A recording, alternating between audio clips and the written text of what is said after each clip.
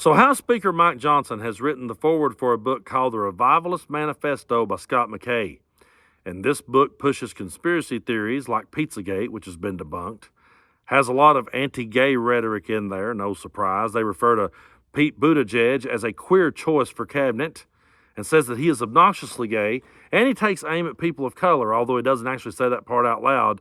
But he says that poor voters are unsophisticated and susceptible to government dependency, and that they can be manipulated by things like midnight basketball and Black Lives Matter. And that is the kind of book that the House Speaker of the United States not only wrote the foreword for, but says that he endorses. Because when he was asked about this, he said, "I obviously believe in the product, or I wouldn't have written the foreword, so I endorse the work." And in the foreword, Mike Johnson said this: "Scott McKay presents a valuable and timely contribution with the Revivalist Manifesto, because he has managed here to articulate well what millions of conscientious, freedom-loving Americans are sensing."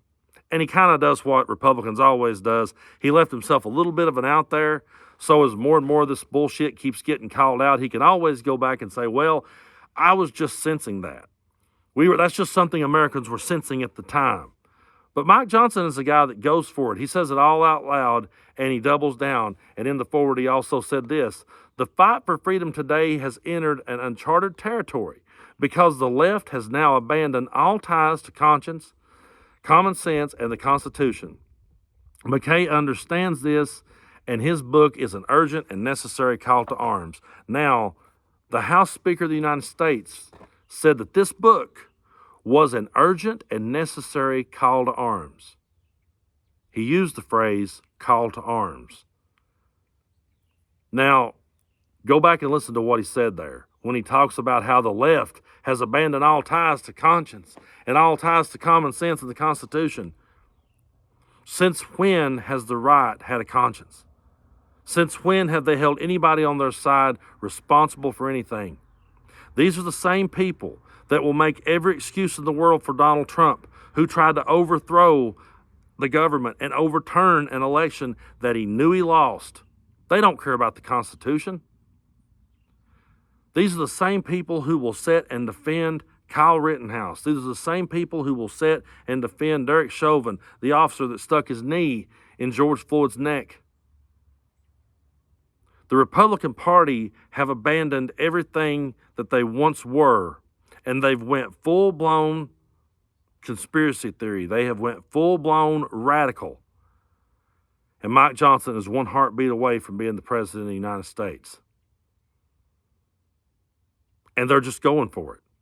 They're saying all the quiet parts out loud now. They're not, there's no confusion to be had as to where Mike Johnson stands on this stuff. And this is the guy that says that God is speaking to him, and God told him he was the next Moses. And he's writing forwards for books that continues to push this kind of garbage. See, used to, this stuff was just sort of bubbling over here under the surface. And there was Republicans who would tap into it, and there was Republicans who would entertain it. But for the most part, mainstream Republicans in the mainstream political theater, they wouldn't give that a voice. They wouldn't give that a microphone.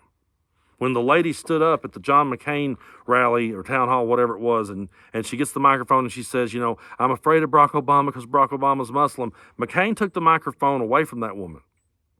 And he said, no, ma'am, he's not. He's no one you should be afraid of. He's just someone that I disagree with about politics. Now, Mike Johnson has that microphone. He is that woman. And he's talking, and he means it. And I am not sitting here saying that everyone on the left must vote for Joe Biden. You have to fall in line and do what we say. I respect the fact that on our side of the fence, we're the voice of reason, that we can disagree with one another, that we can all bring our ideas to the table, and we all have a different way of looking at it. I like hearing all the different ideas, but the reason that I keep doubling down and saying harder than ever, listen, I understand that the world has gone to hell. I understand there's a lot of things going on in this world right now that is absolutely despicable and disgusting, and I do not condone or support it in any way. But I also realize that there are certain parts of this world who have been fighting for thousands of years and will continue to do so, long after we're all gone. My grandson is 2 years old, and I promise you, if this earth is still standing when my grandson is an old man, they'll be fighting in certain parts of the world. And our presidents will be sending them money. That's how it's been ever since my granddad was around. We face a threat here at home to American democracy. We face a threat here now that this MAGA fringe has got that microphone and they're talking louder and louder. And all the people that used to be sort of entertaining it or just sort of, yeah, that guy kind of makes a little bit of sense. Now the main guy's got the microphone. And now they're all just going, yeah, we can all say that out loud now. It's okay now. I can go ahead and say these ridiculous conspiracy theories now. Used to, it was just a bumper sticker on an idiot's truck. Now it's the House Speaker.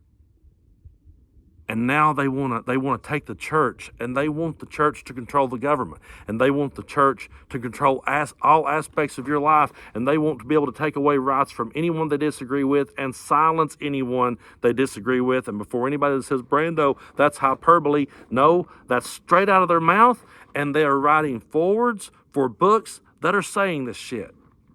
I did not pull this from some left-leaning website. A left-wing talking head didn't whisper in my ear and tell me what to say. I'm saying these things because I'm listening to the other side and what they're saying, and I realize that we are standing in the middle of a train track and there's a train coming straight for us. And we can look over here and go, well, they really need to be working on this parking lot over here. This needs to be paved. I get it, but there's a train headed for you. Not trying to get worked up, but when you have the House Speaker writing a foreword for a book like this and everybody's just sitting back going, yeah, I don't think it's that big of a deal. No, it's a big deal. They mean what they're saying. They're going for it. And we cannot lay back on the ropes and let American democracy circle the drain.